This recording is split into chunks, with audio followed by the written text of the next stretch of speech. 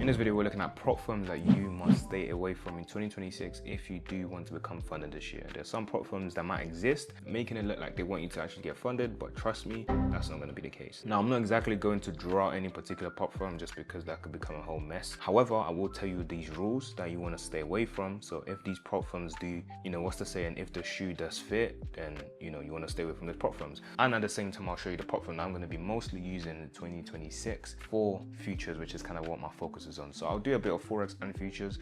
So let's get straight into it. So the first is consistency rule. This is something that's kind of new. We didn't used to have consistency rule back in the day for the OG traders, for those who used to trade, let's say even 3 years ago, 2 years ago.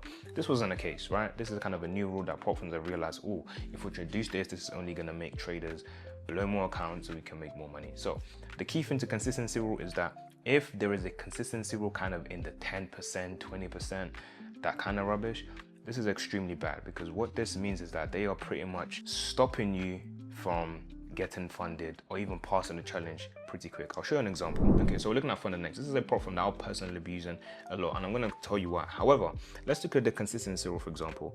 They have a consistency rule of 40%. Most futures prop firms have a consistency rule. You can't avoid it. However, there's this 40%, which simply means that I have a profit target of 2.5K. 40% of that is $1,000, if I'm correct. So this means that they, in other words, are forcing me to trade for 3 days for me to pass this challenge, which is fine. So I can only make a maximum of 1K day 1, maximum of 1K day 2, and then day 3, maximum of 1K. However, all I need is $500 and then we'll pass. That's fantastic, that's fine. That works perfectly well. However, if you see a prop firm now, especially in the Forex space, where you need to make, 8K to pass a 100K account, and then they have a consistency rule of 10%, right? This means you can only make, so let's say you have to make 8K, and you can only, you have a consistent rule of 10%, that means you can only make $800 per day. So this means they are forcing you to trade at least 10 days, 10 days of consistent profit, 10 days. So yeah, man, they're trying to make it very, very hard. So when you think about that alone, and then all the drawdown rules and all the other, you can't trade news and this is this, and the account also costs $500, everything mixed up, they're trying to make this a living hell. So this takes us to the next, which is trailing drawdown. Trailing drawdown, especially in the Forex space, is absolute, you must avoid. In Forex, in CFDs, this is unnecessary. Most should have a balance-based drawdown, meaning that you have a balance. So for those who are new, this means that you have a specific balance. You have a 100K account, you can only lose 10% and it stays that way. It doesn't move, it doesn't change, it doesn't shuffle, nothing like that. So as long as I lose 10K, even if I'm in profit, I'll be fine. So your profit acts as a buffer. However, in CFDs, if you have a trailing drawdown, it's just rubbish, because this means that your drawdown increases as you're making money. In futures, why this is fine is because the profit target is pretty small, right? But it does also increase. However, it's not the biggest deal in the world, because all of them have it, so you just have to deal with it. If you don't want to deal with it, then just trade a personal account, and then you can do whatever you want, really. But that's rule number 2. Now, if we're moving on to the next ones, we have a maximum loss limit for futures. This is perfectly fine. Most of them are 2K. I would say you want to avoid the ones that are extremely slim. There are some accounts out there that the lower your daily loss limit, of course, this is more like, it means you're more likely to fail. So I think something that will help you guys is if you realize this is a 50K account, this is a 100K account. 50K here has 2,000 as the maximum loss before you lose the account. However, you would expect the 100K to have 4K, but you're only given 3K. But if you see, the profit target, however, is 2.5K. So on 100K, you'd expect it to then be 5K. So you see how they've made the profit target more, but the daily loss, the maximum loss limit less. So in other words, it's a lot harder to pass this 100K. So if you want to actually be profitable, if you want to quickly get funded, the best bet is to do the 50K. There's no point doing the 100K. You might as well have multiple 50Ks and copy trade than going for the 100K. Because it's just, the conditions is just a lot worse. And if you look at the 25K, it makes sense because the maximum loss limit doubles, and then this also doubles, so it makes sense with these two. But the 100K makes no sense at all. Keep that in mind. These are the small little details. If you're spamming the 100K and you keep failing, now you know why. Make your life a lot easier to get funded. Just, you don't need to, don't go for the harder options. Just be smart. Now, activation fee, this is preference. This is not really gonna matter or affect how you pass or not. This is something that you have to pay later on once you're funded, so it doesn't really matter. One-time fee, all the same stuff. Maximum position, So again, I'm touching these on futures specifically at the moment, just because that's what I'm going to be focusing on. I've done a lot of Forex videos already on the channel, so if you do want to check those out, you can watch those. But for futures, just to educate you guys on futures, maximum position, you can see right here, we can only put three cons, right? 3 minis. On here, it becomes 5 as the maximum. This is when you're funded, and then 7. But let's ignore the funded part, because when you're funded, I think you kind of know what to do. But when you're actually trying to get funded, just keep in mind that you have 2, 3, and 5.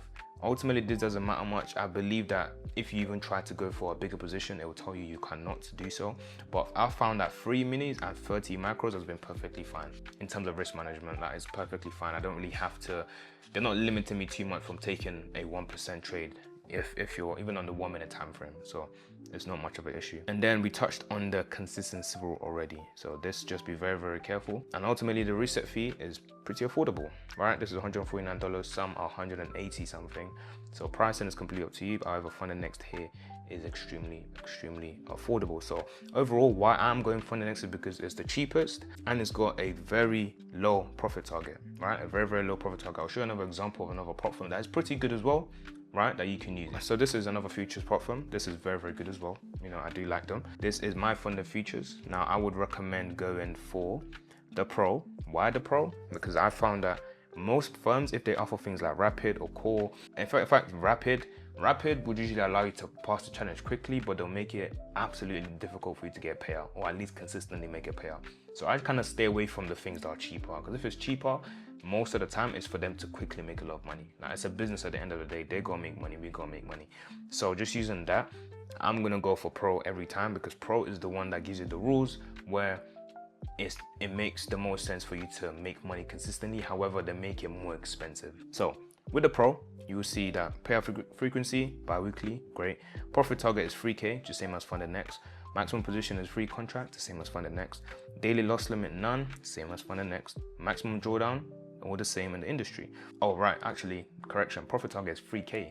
Funded next is 2.5K. So yeah, and you can see how it's a lot more expensive. This is $227, and I believe funded next was a lot cheaper. Hence why I'm saying everything else is the same, pretty much. However, you just find that funded next is just a lot more affordable and quicker to pass. So this is still a very, very good prop firm to go for. By all means, I have no doubt. However, do keep in mind, one thing that's good about my funded futures, actually, they do have other platforms you can trade on. So better integrations, I'll say, than funded next. Deep maps, you know, trading view, all these other stuff, Quant they have a lot more options if you do prefer those platforms to trade on, but I believe funded next is just trading view. Now do let me know your top 3 prop firms for futures. I am looking at more options, so if there's any that's very, very good, recommend it in the comments of this video and I'll actually check it out.